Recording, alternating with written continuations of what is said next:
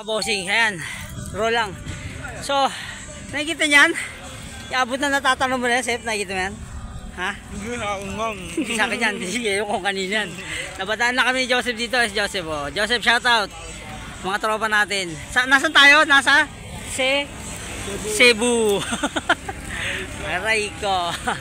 Well, anyway mga bossing, nakikita nyo yung gaano kaganda yung nature, no? Hindi ko alam kung bakit hindi lang nila sinisira, ninanakaw pa nila. Hindi lang dito yan, sa ibang mga probinsya din nangyayari yung mga ganyang bagay. Ninanakaw nila yung mga kahoy, etc. Kung hindi protected yung area ng kabundukan, ay sigurado mangyayari yun. Unlike kasi dito sa area na to, protected kasi ito eh. Actually, part ng ano to, Sierra Madre Mountain Range yan. Hanggang Isabela, maabot po yan mga bossing. Akalain nyo dito sa Cebu ay may Sierra Madre Mountain Range. Ayun, yung batang inaantok kayo. Grabe, di ba?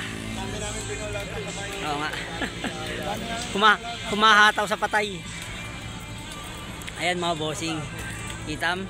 At namin bahay ko, ayun oh. Nakikita mo yung puti na yun. Yun yung. Sana doon ka nakatira, tapos bibili mo, Alboro lang oh. Pambihira. Ang ganda. Grabe. Di ba? Napakaganda ng nature. Sana alagaan lang mga bossing. Ipamana pa natin yan sa mga generation, sa mga susunod na generation natin. Gaya ng ginawa ng mga nangangalaga ngayon yan. Ano pang gagawin natin mga bossing? Let's rock and roll.